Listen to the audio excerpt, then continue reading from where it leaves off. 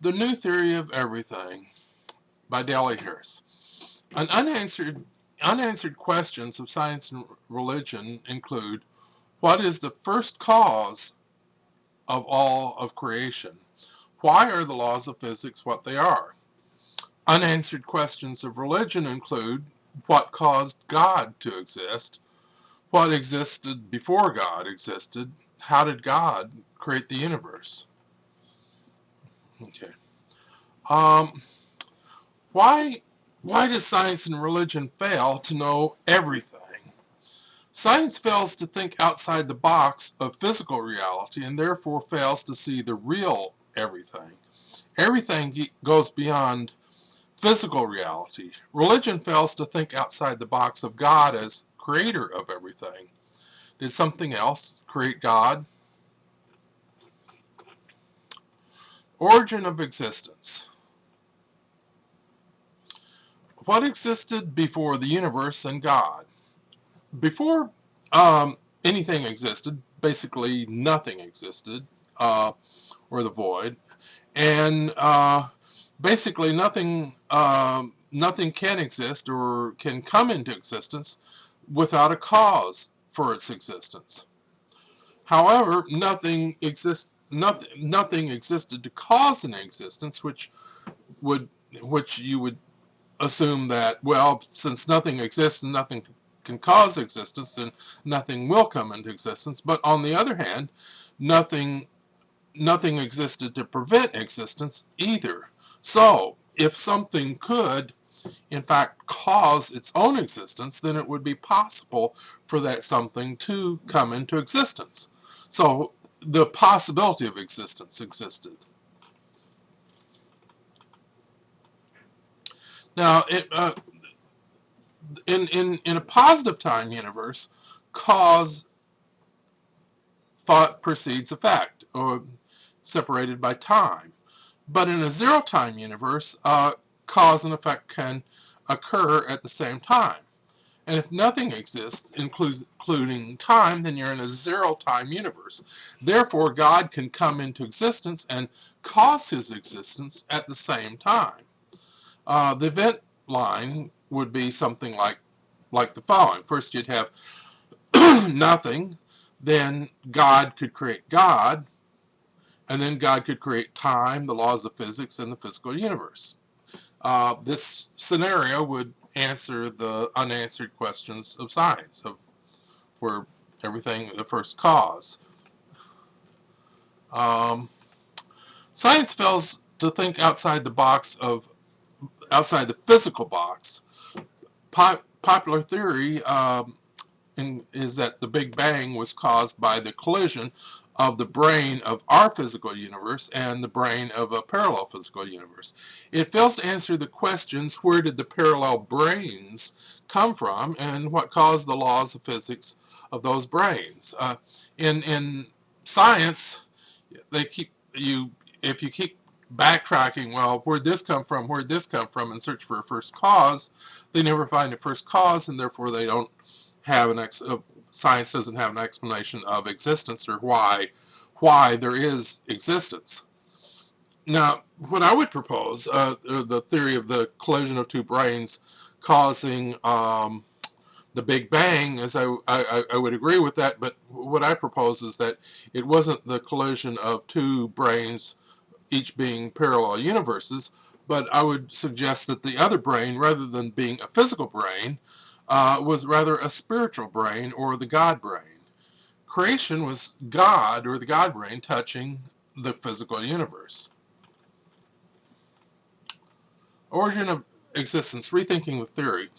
When nothing exists, thinking again about the theory of the origin of existence, when nothing existed, something else actually also existed, namely logical rules.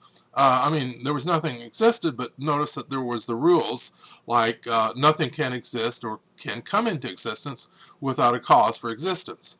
And there were other logical rules of existence, like something can always exist if there is a cause or reason for it to always exist. So logical rules are the foundation of both existence and non-existence, and therefore must have always existed even before God and the physical universe. Logical rules that define the rules of existence must exist when nothing exists. Otherwise, there would be no order to existence.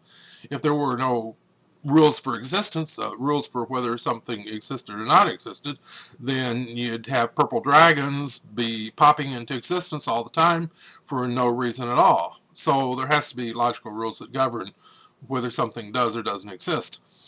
Nothing, and so you have the rule that nothing can exist or cannot exist unless there are logical rules that define the condition for the entity either existing or not existing.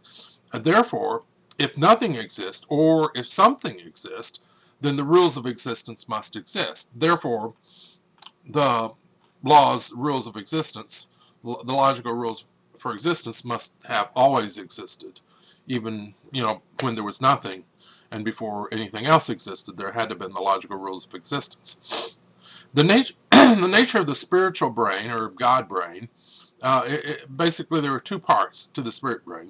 The control part of the spirit brain would be the logic area, which is the rules of logic and existence. Um, the rules of logic, Boolean algebra, etc. And then the element part of the spirit brain would be thoughts or concepts transformed by logical rules. Anything can exist in possibility space because it neither exists nor does not exist, but exists as a concept of possible existence. Possibilities, ideas, concepts, imagination, and logical transformations all move in the space of possibilities or ideas. Uh, the birth of God, awareness and self-awareness.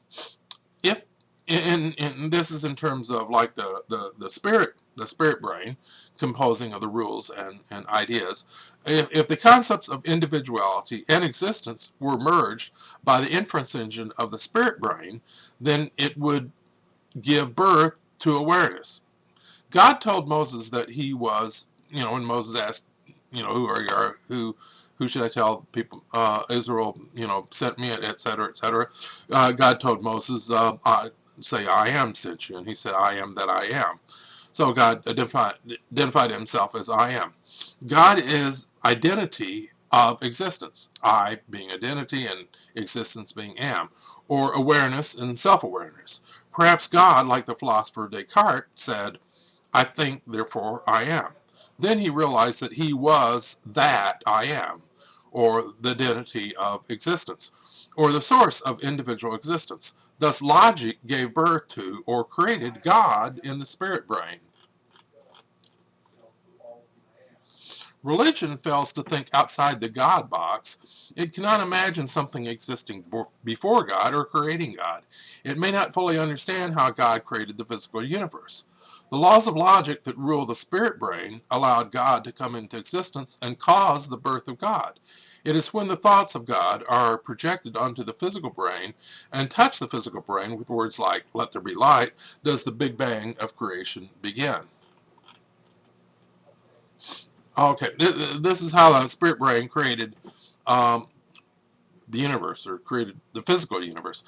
There's two brains. There's the spirit brain and the physical brain.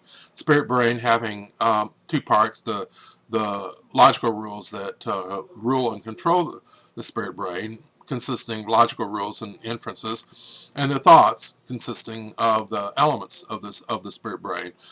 And the physical brain consisting of the rules, which are the laws of physics, and the elements of the physical brain, being energy, particle, etc. Whenever the spirit brain touched the physical brain, or God, touched the universe, basically it was a process of thoughts or thinking about rules resulted in the laws of physics in the rules part of the physical brain, and thinking about energy touched the physical brain and created the energy or the Big Bang, and the energy of the Big Bang in the elements of the physical brain. Thus the touching between the spirit brain and the physical brain created both the patterns of, or laws of physics, such as the fundamental forces, the size of various particles, et cetera, which in turn creates the laws of physics.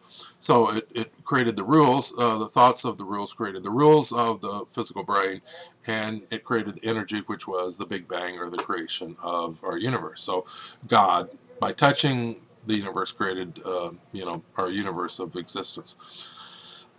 A complete theory of everything requires thinking outside the boxes of the universe and God. Everything includes more than physical existence and must include spiritual existence. Everything includes more than the creation of God and must include what exists before God. One cannot find the first cause of physical existence without looking in spiritual existence. Even God must obey the spiritual rules of logic. Ego may prevent some from looking beyond their domain of expertise. Philosophers do not limit imagination. So basically, what I'm saying is that because science and religion tends to think inside the box of their own domain, they don't step outside the box and see the greater everything, and the reality of everything. So hope you found this some interesting philosophical ideas. Okay, thank you.